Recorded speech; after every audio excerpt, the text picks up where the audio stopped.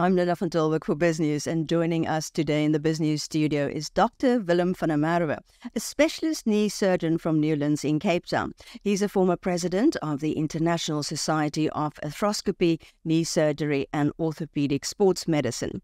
Dr. van Merwe's expertise was crucial in aiding Springbok captain Kolisi's recovery from an injury that threatened his role in the box title defence at this year's Rugby World Cup in Paris. Well, welcome, Dr. van Merwe. Thank you very much. Looking forward to our talk. Well, we're very eager to hear about Sia's recovery journey. How did it all start and pan out? Yeah, I played a little bit of sport myself, and I remember how certain matches are really just important, and I remember how you can get there and the things that can happen. So when Sia came to see me, he was asked by Andre Pollard and Peter Steph du Toit to come and see me because I'd done something similar to them. Peter Steph he was 2015, I think, World Cup. He got injured 4 months before then, and we had to get him, and we did that successfully. Andre Pollard was 4 months before the Lions tour, and we got him back. So they said, well, if you want to play, go and see Dr. van Merwe. And I must say, when he came to see me, he was on crutches, and I think there was one Argentinian and an All Black that tore their ACLs in the same week, and they were out, they were gone, they were told the World Cup was over. So I said, listen, we have done it before, we have got some different technique. I cannot promise you, but we can have a go. But we won't put your health at risk, and your long-term career is more important. And now it's a good story. Now everything went out fine, and now everything worked out well. This number is mentioned of 119 days recovery from the day he walked into your surgery up to the day he led this box in Wales and Cardiff. Wales, yeah.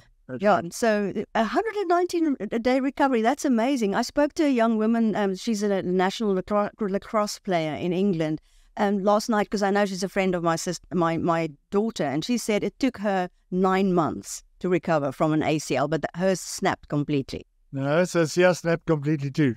Completely. So I think the average is 6 months to 9 months. But as doctors, the big thing for us is we don't want re-injury. But we changed the surgery a little bit. I think I spent my whole career, I hate dogma. I always try and Dr. Freddie Fu was my mentor. He was from Pittsburgh in the US. And he always told me, listen, there are better ways. You must find a better way to do this. So, sorry, I'm getting a bit emotional. He passed away last year. Amazing man.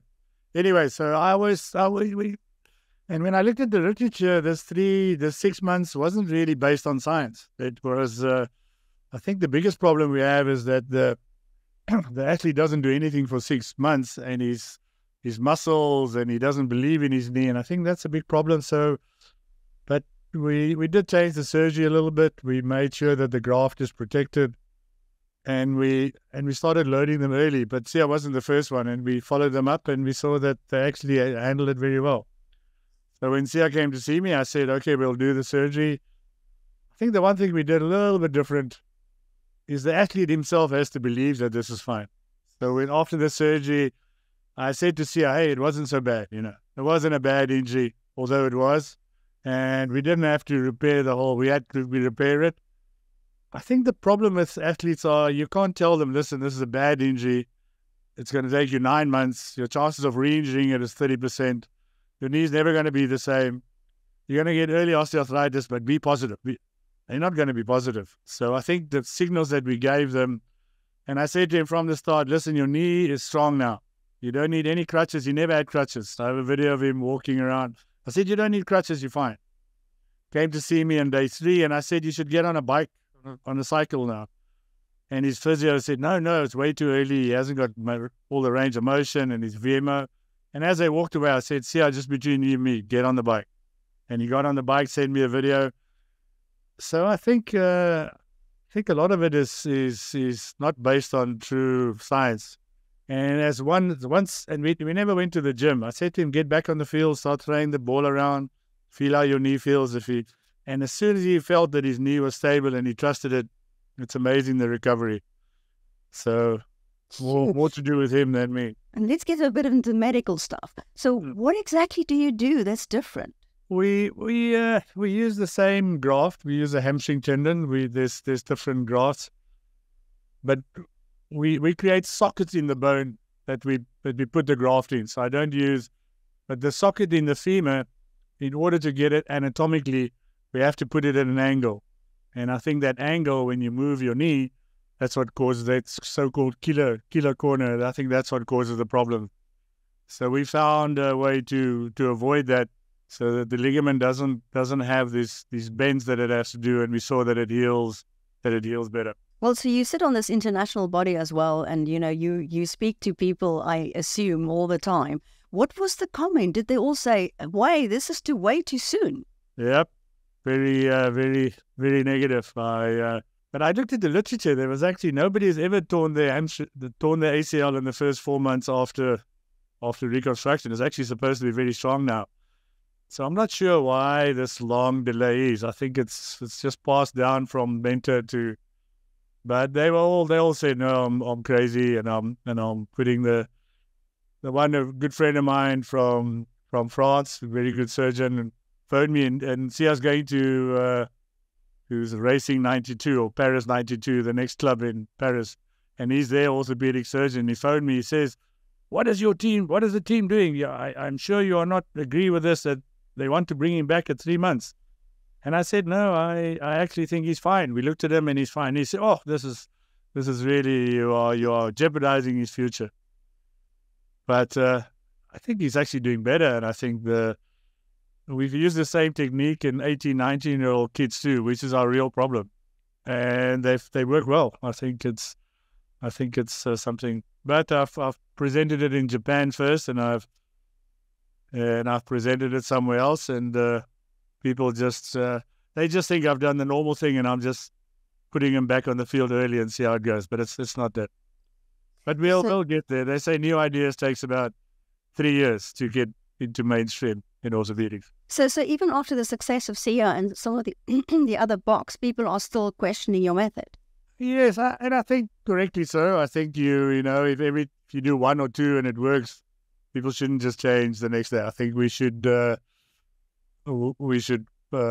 study it further and give some more evidence and write some papers. But we're getting some collaboration overseas, so I think rightly so. This is something new. We don't want to put anybody at risk, but hopefully in 2 years' time it will be more acceptable and done by more people. Yeah, I had a professor, I tell you this, he says when you have a new idea, there's always three steps. He says the first time you do it, they tell you that this is crazy. What are you doing? Don't do this.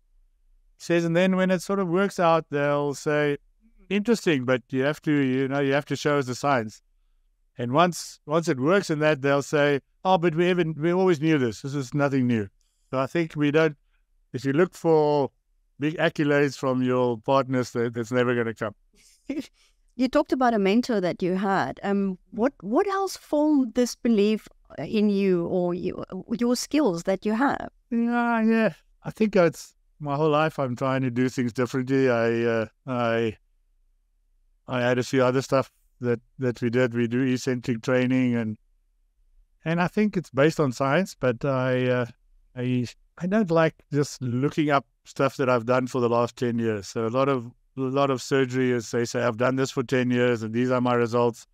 And a lot of people haven't changed their techniques in 20 years. For me, that's not science. That's, I don't know what that is. So I think the other one that Tim Noakes was also one of my mentors said to me, everything we do today, 50% is wrong of everything we do. We just don't know which 50%. But I think if you have that mindset that, listen, probably half we do is wrong, but we have to be careful and not and do it properly. But I think my whole life is spent breaking down dogma. I have some French in me, I think. And how important is the support team you have in South Africa for the success of your work? I must acknowledge Neil van der Walt. He's my partner. We did a lot of this together. He did a fellowship in Australia with some of the best surgeons there. So he was sort of I had to bounce this off him. He was the negative one and I was the positive one. And I think that's good. Whenever I said, he would come up with ideas why it shouldn't work.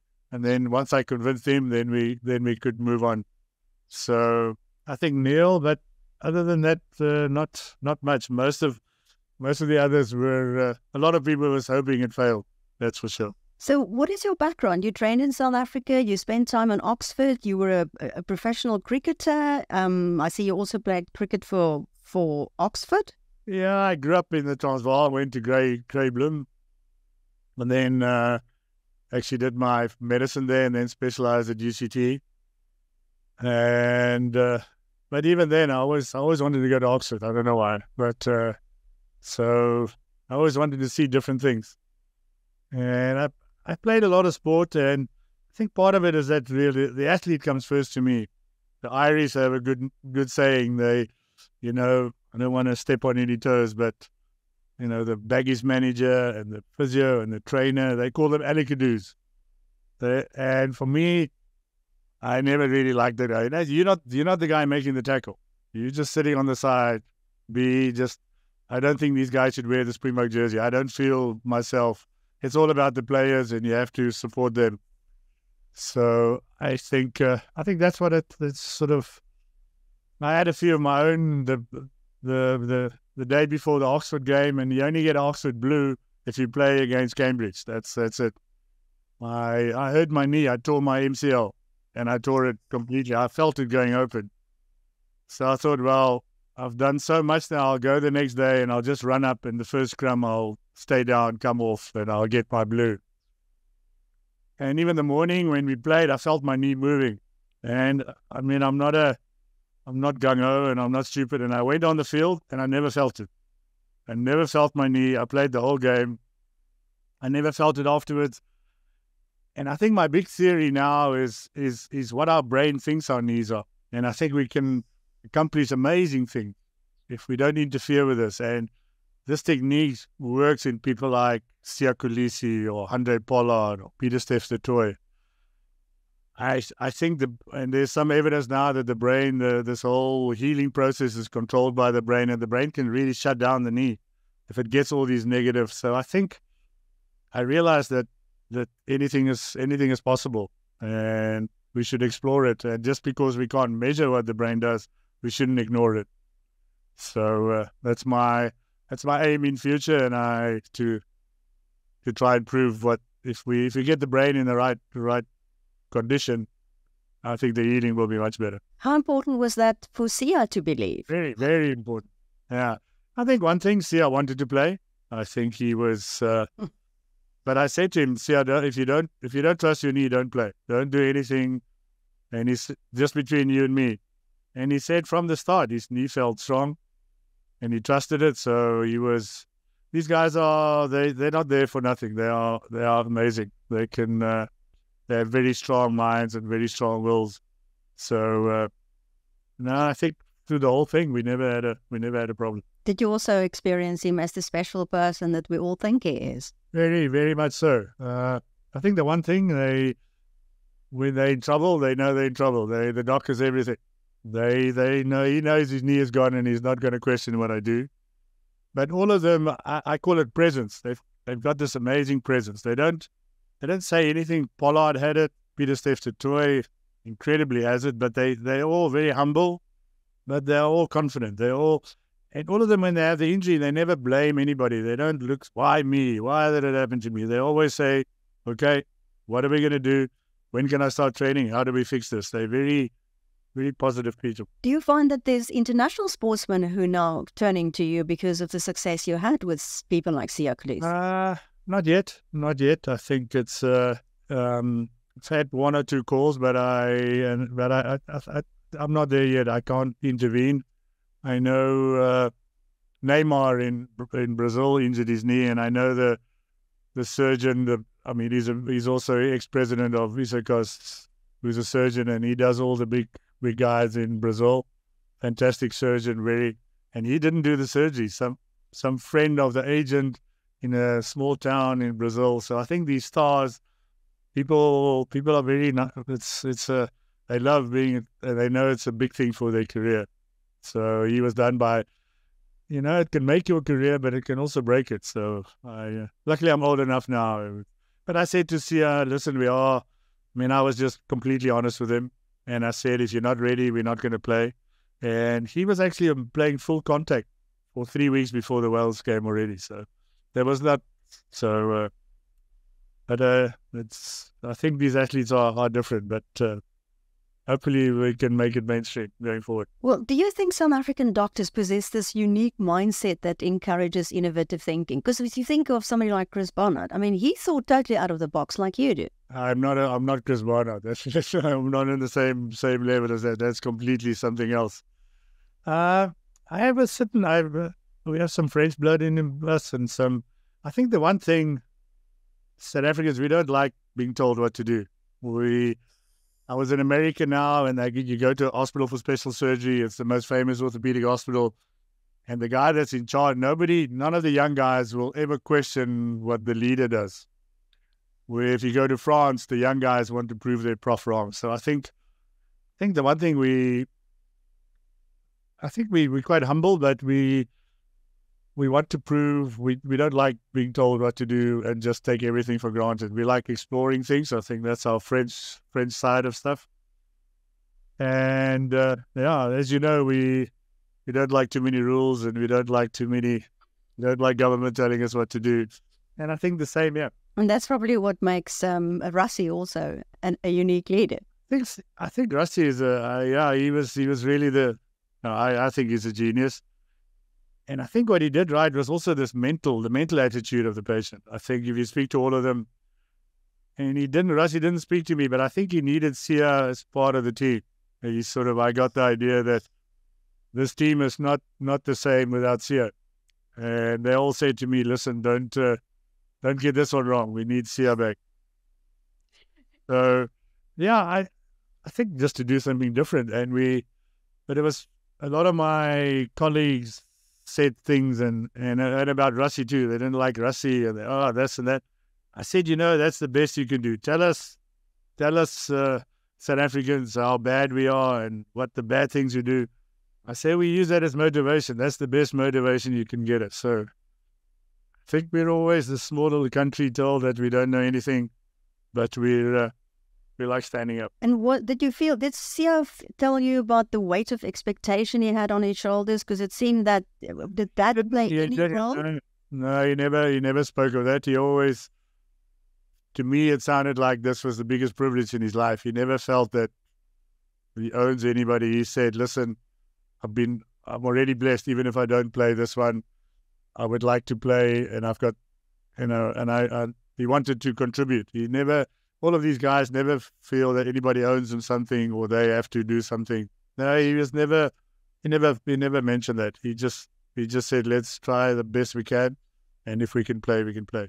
The one thing he said is he won't play if he's not 100% fit. He says he's not going to play and be 80% because then he'll let his team down. So I don't think they feel expectations. They just look at the future. They don't feel pressure, these guys. If I speak to them, they have this presence. And Pollard had it, and Chad Clough and Graham Smith had it. But none of this is. It's a confidence, but it's not. They're all very humble. It's not arrogance. No, it's not arrogance. I think they know they work hard and they'll try their best, and that's it. I'm not sure what it is, but all these top guys have it, and they're all very humble. But when the chips are down, they believe in themselves. That's for sure. Willem van der Merwe, thank you so much for speaking to us. All right.